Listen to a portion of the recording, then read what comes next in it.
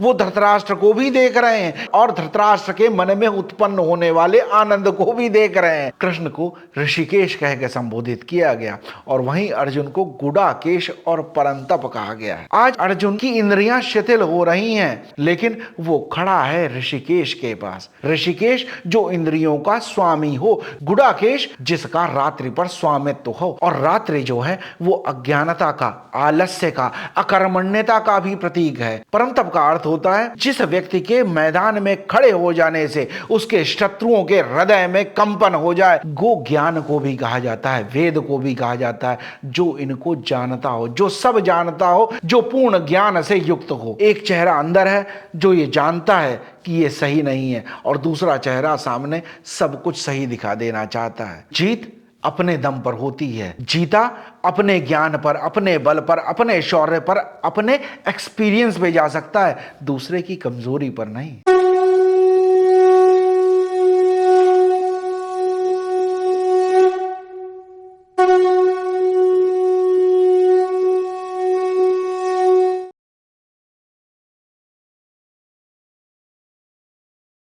धर्म रक्षते रक्षिता।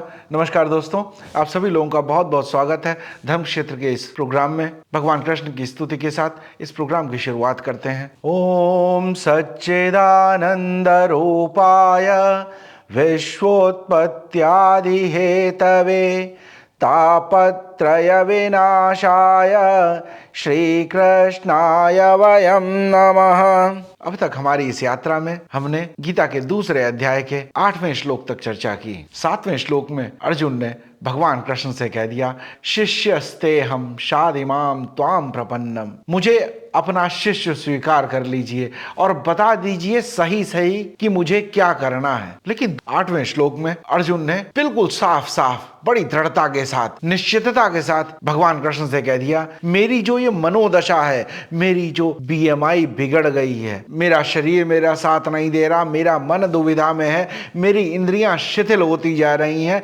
मुझे नहीं लगता कि युद्ध करने के बाद भी, जीतने के बाद भी, इस राज्य को पा लेने के बाद भी मेरी स्थिति में कोई सुधार होगा। इसलिए मुझे ऐसा लगता है कि ये युद्ध करना ही नहीं चाहिए। और ऐसा कहने के बाद अर्जुन चुपचाप फिर बैठ गया। तो आज 9वें श्लोक में हम देखेंगे ऐसी स्थिति में संजय अब धृतराष्ट्र को क्या बताते हैं। संजय उवाच एवं उक्त्वा ऋषिकेशं गुडाकेशः परन्तप न योत्स्य इति गोविंदम उक्त्वा तूष्णीं बभूवः। स्थिति बड़ी विचित्र है। यहाँ पर अर्जुन ने कह दिया कि शिष्यस्ते हम, मैं आपका शिष्य हूं, जो आप सही समझें वो मुझे बताएं और वो मैं करने को तैयार हूं। लेकिन दूसरी ही बात में अर्जुन कह देता है कि मैं युद्ध नहीं लड़ूंगा। संजय जब धृतराष्ट्र को बता रहे हैं तो धृतराष्ट्र के मन में कहीं न कहीं बहुत प्रसन्नता हो रही थी, आनंद हो रहा था कि अब तो अर्जुन ने युद्ध लड़ने से मना ही कर दिया है, अब इनको राज्य नहीं मिल पाएगा और इस युद्ध के न होने से मैं भी इस युद्ध का कारण होने से दोष मुक्त हो जाऊंगा। और सबसे बड़ी प्रसन्नता की बात है, जिसके मोह से धृतराष्ट्र ग्रसित हैं, उस दुर्योधन को हस्तिनापुर का राज्य मिल जाएगा। लेकिन संजय से किसी की भी स्थिति छुपी हुई नहीं है। वो धृतराष्ट्र को भी देख रहे हैं और धृतराष्ट्र के मन में उत्पन्न होने वाले आनंद को भी देख रहे हैं। इसीलिए वो धृतराष्ट्र को एक तरीके से ये इंडिकेशन दे रहे हैं और एक अच्छे सहायक का, एक अच्छे सेक्रेटरी का ये कर्तव्य भी है कि वो सही सही स्थिति स्पष्ट कर दे। तो इसीलिए संजय कहते हैं एवं उक्त्वा ऋषिकेशम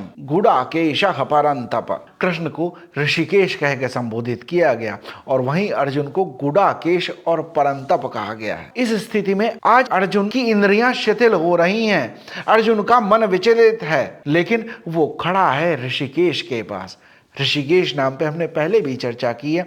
ऋषिक कहते हैं इंद्रियों को, ऋषिकेश जो इंद्रियों का स्वामी हो, जो इंद्रियों का नियंत्रण करने वाला हो, उन्हें आनंदित करने वाला हो। और जो व्यक्ति इंद्रियों को आनंदित करने वाले ऋषिकेश के पास खड़ा हो, उसकी इंद्रियां ज्यादा देर शिथिल नहीं रहेंगी। और संजय अर्जुन को दो नामों से संबोधित करते हैं, गुडाकेश और परंतप। गुडाकेश, इस पर भी हमने पहले चर्चा की है। गुडाकेश दो शब्दों से बना है, गुडा गुडाका और ईश। गुडाका कहते हैं रात्रि को और ईश कहते हैं ईश्वर को, स्वामित्व को, जिसका रात्रि पर स्वामित्व हो। और रात्रि जो है वो अज्ञानता का, आलस्य का, अकर्मण्यता का भी प्रतीक है। अर्जुन आज कर्तव्य से विमुख हो रहा है, वो शिथिल हो रहा है, लेकिन वो है गुडाकेश। उसने आलस्य पर, निद्रा पर, अज्ञानता पर अपना नियंत्रण कर लिया है और वो खड़ा है ऋषिकेश के पास। अगर ये भाव अर्जुन में आया भी है तो ये बहुत क्षणिक है,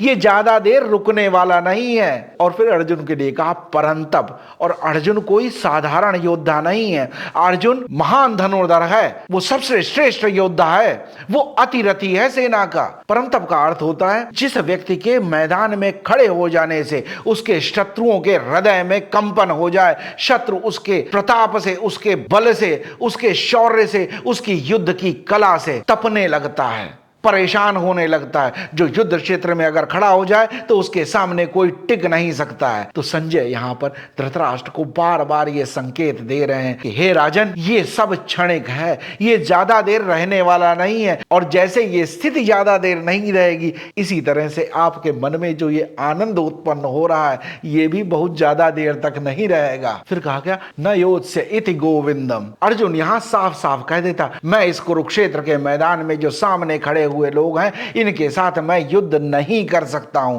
और बड़ी निश्चितता के साथ, बड़ी दृढ़ता के साथ, बहुत जोर देकर कहा। किससे कहा? गोविंदम। गोविंद के भी दो अर्थ हैं। गो इंद्रियों को भी कहा जाता है, जो इंद्रियों का स्वामी हो, जैसे ऋषिकेश। और गो ज्ञान को भी कहा जाता है, वेद को भी कहा जाता है, जो इनको जानता हो, जो सब जानता हो, जो पूर्ण ज्ञान से युक्त हो। फिर कहा उक्त्वा तूष्णीम बभूवः। ऐसा बोलकर अर्जुन ने जो भी उसके मन में था वो कह दिया ऋषिकेश से, गोविंद से, और फिर चुप हो गया। अब अर्जुन के पास कहने को कुछ शेष नहीं रह गया है। अर्जुन का मन इस समय अनिश्चितताओं से भरा हुआ है। कभी कहता है आप मुझे बताइए, वो मैं करने को तैयार हूं, लेकिन ऐसा समर्पण कर देने के बाद भी अर्जुन फिर कहता है कि मैं कर भी अगर दूंगा आपके कहने से तो भी मुझे नहीं लगता मैं इससे आनंदित हो पाऊंगा। कुछ एपिसोड पहले हमने बात की थी आई डोंट नो।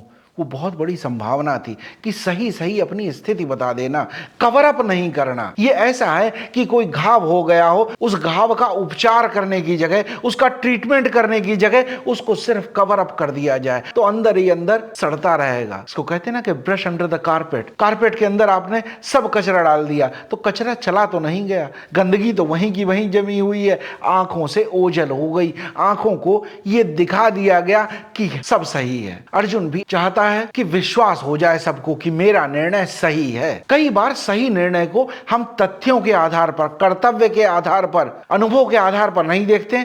कई बार लोग कहते हैं माई गट फील, मुझे ऐसा लगता है, महसूस हो रहा है ऐसा। कई बार ऐसा होता है कि हम भावनाओं में, इमोशंस में निर्णय ले लेते हैं जो हमें नहीं लेने चाहिए, जो हमें अपने कर्तव्य से विमुख करते हैं। और अर्जुन की कंडीशन ऐसी ही है। अर्जुन इमोशनली बहुत हाई है और वो ये भी समझ रहा है कि जो वो कह रहा है वो सही कह रहा है, इसलिए बहुत जोर दे रहा है। और अर्जुन का ये जोर देना ही दिखाई देता है अनिश्चितता बनी हुई है। तो कई बार जब बहुत दृढ़ता के साथ, बहुत विश्वास के साथ किया जाए और तथ्य उसके साथ ना हो, इमोशनली व्यक्ति बहुत हाई हो, उस समय वो व्यक्ति अपने को भी समझा रहा होता है और दूसरों को भी समझा रहा होता है। इमोशनली बहुत हाई होने पर व्यक्ति के निर्णय सही दिशा में नहीं जाते हैं और ऐसी दशा सच नहीं दिखाती है, ये झूठ को ही मजबूत कर रही है, पुष्ट कर रही है। झूठ के पैर नहीं होते हैं, वो जो सच थोड़ा सा उसमें होता है उस झूठ को जीवन मिल जाता है और वो झूठ चल पड़ता है। आज के सिनेरियो में भी अगर देखें, फेक न्यूज,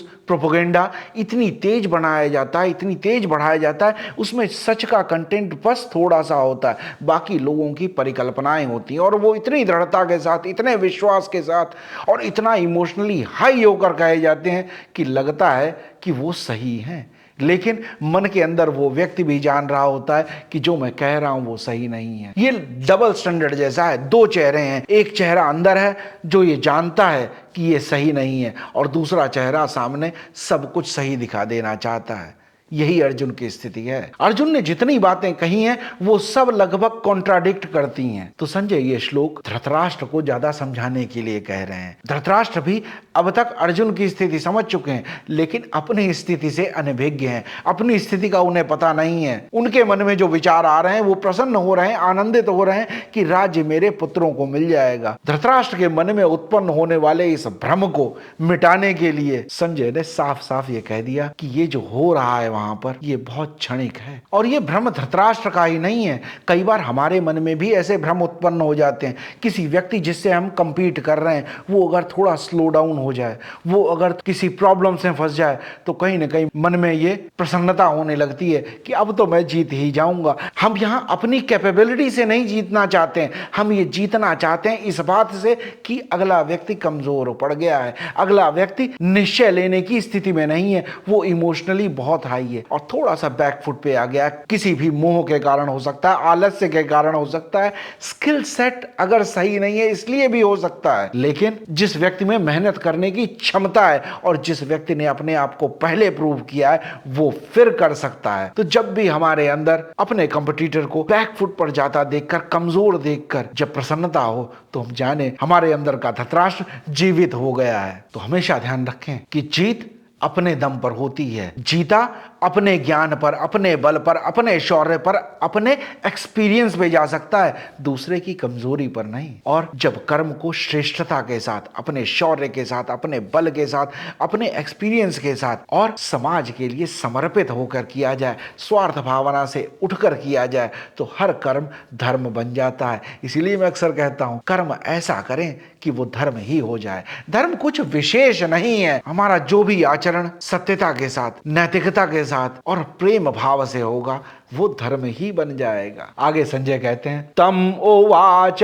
ऋषिकेशः प्रहसन्निव भारत सेनयोर उभयोर्मध्ये विषेदन्तम् इदं वचः। तम उवाच ऋषिकेशः, वो जो इंद्रियों का स्वामी है, जो इंद्रियों को आनंदित करने वाला है, ऐसे भगवान कृष्ण ने तब बोलना शुरू किया। धृतराष्ट्र ये मत सोचो कि अर्जुन चुप हो गया है और भगवान कृष्ण उसको ऐसी स्थिति में छोड़ देंगे। अर्जुन ने भले ही टूटे मन से, बिखरे मन से, इमोशनली हाई होकर कह दिया हो कि शिष्यस्ते हम, भगवान के सामने ऐसा समर्पण भाव, अपने गाइड के सामने, अपने मास्टर के सामने अगर ये समर्पण का भाव एक बार भी, एक क्षण के लिए भी अगर आ जाए, तो आपका मास्टर, आपका गाइड और यहां तो भगवान कृष्ण स्वयं है, वो कैसे छोड़ देंगे। और फिर बहुत बढ़िया बात कही, प्रहसन्नेव भारत। भारत धृतराष्ट्र के लिए कहा गया है। हे भरत वंश में पैदा होने वाले, आपको ये शोभा नहीं देता कि अर्जुन के अंदर ये जो क्षणिक कायरता उत्पन्न हो गई है, ये जो दुख उत्पन्न हो गया, इस पर आपको प्रसन्न नहीं होना चाहिए। ये आनंद का विषय नहीं है, ये चिंता का विषय है। धृतराष्ट्र को ये एहसास भी दिला रहे हैं कि आप कोई साधारण व्यक्ति नहीं है, आपको स्वार्थ से ऊपर उठकर देखना चाहिए। आप राजा हैं, आपको सत्य का, धर्म का, नैतिकता का साथ देना चाहिए। कितनी शालीनता के साथ, कितने प्रेम के साथ, एक शब्द से, एक नाम के उच्चारण से धृतराष्ट्र को यह बता दिया कि आप जो मन में सोच रहे हैं, जो आपके मन में ये जो कपट चल रहा है, ये सही नहीं है। देखिए, एक बहुत बड़ा लेसन है यहां पर कि कई बार हम किसी बात को अपोज करना चाहते हैं। हम कॉर्पोरेट वर्ल्ड में देखते हैं कि अपने मैनेजमेंट की कोई बात हमें अगर अच्छी नहीं लगती, सही नहीं लगती, अनैतिक लगती है, सही डायरेक्शन में नहीं लगती है, तो लड़ जाना ही श्रेष्ठ नहीं है। आप कितनी शालीनता के साथ भी अपना वक्तव्य रख सकते हैं, this is not the right path, this is not the right decision. आप कह सकें, अपने ज्ञान पर, अपने एक्सपीरियंस पर यह कॉन्फिडेंस हो कि जो मैं बात कहने जा रहा हूं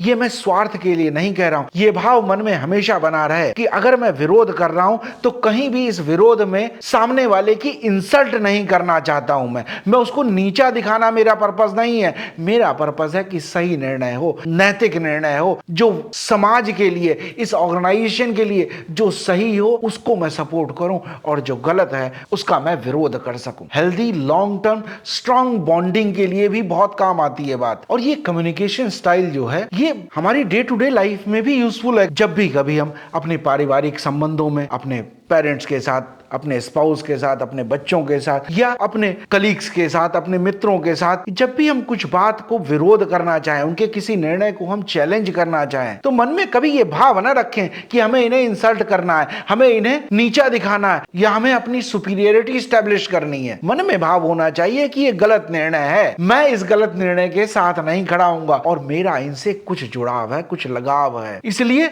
मैं ये चाहता हूं कि इनका निर्णय सही हो। मैं व्यक्ति का विरोध नहीं कर रहा हूं, मैं निर्णय का विरोध कर रहा हूं। और एक बहुत बढ़िया बात यहां कहा प्रसन्न। ऋषिकेश जो है वो बड़े प्रसन्न है, मुस्कुरा रहे हैं धीरे धीरे। बड़ी विचित्र सी बात लगती है कि अर्जुन इतना दुखी है और भगवान कृष्ण जो उनके सारथी हैं, मित्र हैं और अब तो गुरु भी हैं, वो मुस्कुरा रहे हैं। लेकिन जैसे कभी आप एक डॉक्टर के पास जाएं, आप बताएं कि मुझे भूख नहीं लगती है, सर दर्द होता है, या कोई भी अपनी समस्या लेकर जाएं और डॉक्टर भी दुखी हो जाएगा, तो आपके मन में कॉन्फिडेंस नहीं आएगा। लेकिन वही डॉक्टर अगर मुस्कुरा के आपसे मिले तो मन में ये कॉन्फिडेंस आएगा, मैंने जो भी सिम्टम्स बताए हैं ये डॉक्टर शायद पहले भी ऐसे सिम्टम्स देख चुका है। और मुस्कुराने के और भी कई कारण हैं। भगवान कृष्ण से तो कुछ नहीं छुपा है। भगवान कृष्ण तो अर्जुन के मन में झांक कर देख रहे हैं, सोच रहे होंगे कि इतना अनिश्चित व्यक्ति जो युद्ध के मैदान में बड़ी उत्साह के साथ आया था और वो एकदम युद्ध से विरक्त हो गया है। कृष्ण तो देख रहे होंगे कि अंदर से ये व्यक्ति कितना टूटा हुआ है, कितना बिखरा हुआ है, इसके मन में कितनी बातें चल रही हैं, लेकिन फिर भी ये ऊपर से ये दिखाने की कोशिश कर रहा है कि मेरा निर्णय बिल्कुल सही है और मैं इस निर्णय के साथ खड़ा हूं। लेकिन भगवान कृष्ण तो ये देख रहे हैं कि ये इस निर्णय के साथ पूर्णतः नहीं खड़ा हुआ है। एक तरफ तो कह रहा है कि मेरा हाथ पकड़ लीजिए, मुझे गाइड कीजिए, मुझे करना क्या है, और दूसरे ही वक्तव्य में अपना निर्णय भी दे रहा है। कितना व्यक्ति इमोशनली हाई है, वो सब तरह की कॉन्ट्राडिक्ट बात कर रहा है। और जब भी मन में कॉन्ट्राडिक्शन बना रहा है, जब भी ये लगे कि मैं नॉर्थ जाऊं या साउथ जाऊं, तो उस व्यक्ति का मूवमेंट हो ही नहीं सकता। 2 कदम नॉर्थ की तरफ बढ़ेगा, 2 कदम साउथ की तरफ बढ़ेगा, नेट प्लेसमेंट 0 ही बना रहेगा। मैथमेटिक्स में और फिजिक्स में से कहा जाता है वेक्टर एडिशन। एक फोर्स इस डायरेक्शन में लग रहा है, दूसरा फोर्स दूसरी डायरेक्शन में लग रहा है, ये दोनों फोर्सेस बराबर हैं, इनका रिजल्ट 0 ही होगा। तो भगवान की ये मुस्कुराहट बहुत कुछ संदेश दे रही है। अर्जुन के अंदर कॉन्फिडेंस उत्पन्न करने की कोशिश भी कर रही है और अर्जुन की मनोदशा पे आश्चर्यपूर्ण व्यंग्य भी हो रहा है। आगे कहते हैं सेनयोर उभयोर मध्य विषेदंतम इदं वचः। ऐसा व्यक्ति जो अपना पक्ष और विपक्ष डिसाइड नहीं कर पा रहा, जो धर्म सम्मूढ़ चेता हो गया है, जिसे ये पता ही नहीं चल रहा कौन सा सही मार्ग है, नैतिकता क्या है, अनैतिकता क्या है, धर्म क्या है, अधर्म क्या है। ऐसी स्थिति में खड़ा हुआ व्यक्ति विषीदंतम, बहुत दुखी है, संतप्त है। ऐसा इरिटेशन अर्जुन के अंदर हो रहा है कि मैं इतनी ज्ञान की बात कर रहा हूं, इतनी सही बात कर रहा हूं, सच्ची बात कर रहा हूं, नैतिक बात कर रहा हूं, लेकिन भगवान कृष्ण इसको मानने को तैयार नहीं है। कई बार ऐसा होता है कि हमारे कुछ स्मृतियां हैं, कुछ हमारे पूर्वाग्रह हैं, कुछ हमारे प्रेजुडिस हैं, उन सब के कारण एक हम निर्णय मन में बैठा लेते हैं और जब हमारे आसपास के लोग उस निर्णय से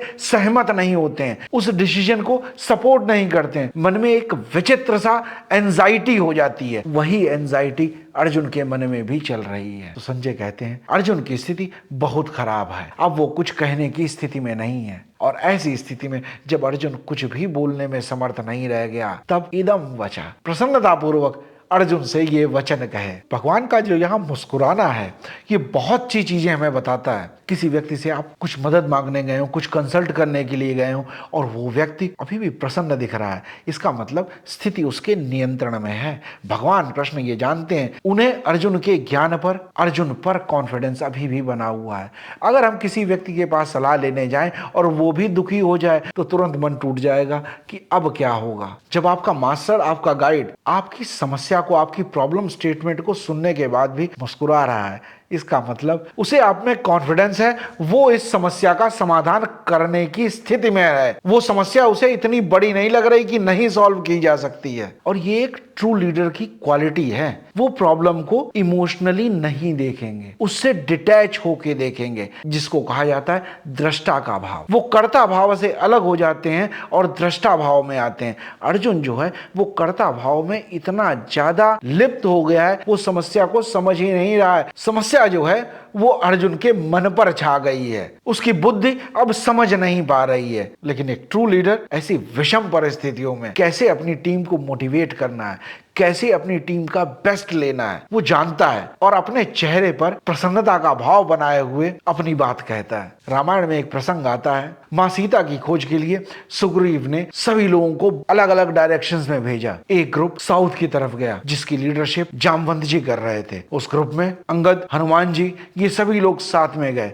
वानरों का ये दल जब समुद्र के किनारे पहुंच गया, आगे कोई रास्ता नहीं दिख रहा था, सबका मन विचलित था, सभी लोग दुखी थे। तब वहां एक बहुत बड़ा गिद्ध दिखाई दिया उन्हें। उस गिद्ध को देखकर सबके मन में यह शंका उत्पन्न हो गई कि हम शायद गलत जगह आ गए हैं, हम शायद किसी निर्जन क्षेत्र में आ गए और हम इस गिद्ध का भोजन बन जाएंगे यहाँ। तब एक ट्रू लीडर की तरह जामवंत जी ने वहां जटायु जी के बारे में कहना शुरू किया, जिसके बारे में उनकी जानकारी थी। जब संपाति ने जटायु के बारे में चर्चा सुनी, उसने पूछा कि आप जटायु को कैसे जानते हैं? तो उन्होंने बताया कि जटायु ने मां सीता की रक्षा करने के लिए अपने प्राण दे दिए। तब संपाति ने बताया वो मेरे बड़े भाई थे और मित्रता का भाव आ गया। प्रॉब्लम सॉल्विंग का एक तरीका होता है कि resolve it to the point where you have already solved. Jamwant ji ने आज जो प्रॉब्लम देखी, जो एक गिद्ध देखा सामने संपाति को, तो उन्होंने जो पिछली मेमोरी में था उनके, उसको याद किया कि जटायु भी एक गिद्ध था, हो सकता है कुछ रिलेशन हो इन दोनों के बीच में। ट्राई किया। तो इसको कहते हैं कि प्रॉब्लम सॉल्विंग की तरफ बढ़ने का एक प्रयास किया। दुखी नहीं हो गए देखकर, परेशान नहीं हो गए, कर्ता भाव से हटे, दृष्टा भाव में आए। और उसी संपाति ने जाने का रास्ता बताया सबको। अपनी टीम का कॉन्फिडेंस भी चेक किया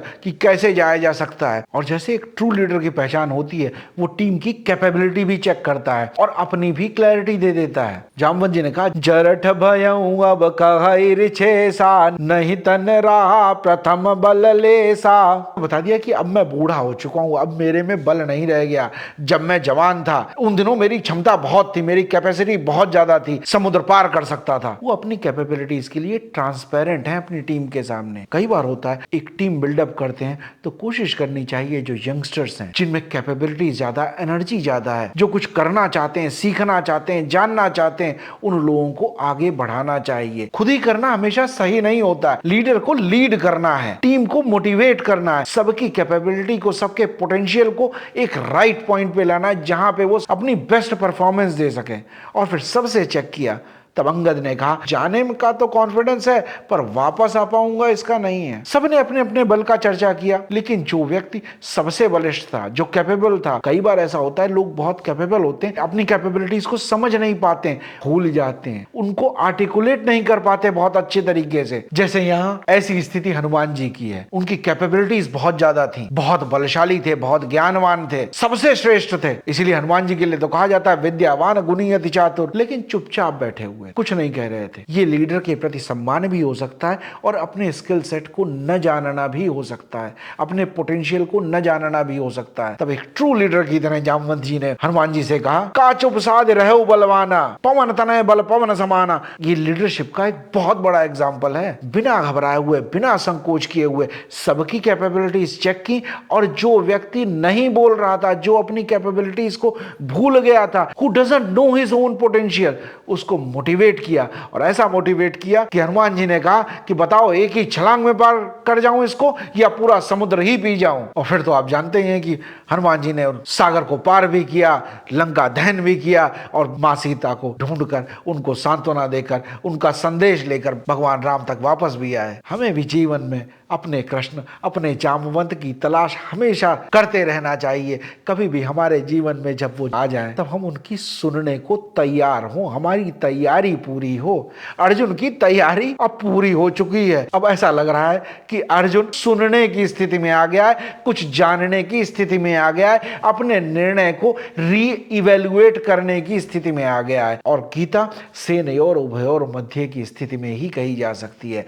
जब व्यक्ति अपना और पराया, धर्म और अधर्म, सत्य और असत्य, नैतिक और अनैतिक दोनों से अलग हो जाए, बीच की स्थिति में आ जाए, तभी उसे सही जगह ले जाया जा सकता है। देखेंगे अगले एपिसोड में भगवान कृष्ण अर्जुन से क्या कहते हैं और हम भी ये जानने और समझने की कोशिश करेंगे। इस गीता ज्ञान से जो भगवान कृष्ण अर्जुन से कहने जा रहे हैं, हम अपने जीवन में इससे क्या सीख सकते हैं और इसको कैसे प्रयोग में ला सकते हैं। आज भी अगर कोई बात अच्छी लगी हो, कोई प्रसंग अच्छा लगा हो, तो जरूर अपने मित्रों के साथ, अपने स्वजनों के साथ, अपने शुभचिंतकों के साथ इस वीडियो को शेयर करें, चैनल को सब्सक्राइब भी करें और बेल नोटिफिकेशन आइकन प्रेस कर दें, ताकि जब भी मैं हर शुक्रवार को एक नया वीडियो डालूं तो आप तक इसका नोटिफिकेशन पहुंच जाए। अपने कमेंट्स भी दीजिए, आपके कमेंट्स गीता को जानने और समझने की हमारी इस यात्रा में बहुत सहयोगी होंगे। मिलते हैं फिर अगले एपिसोड में। जय श्री राम।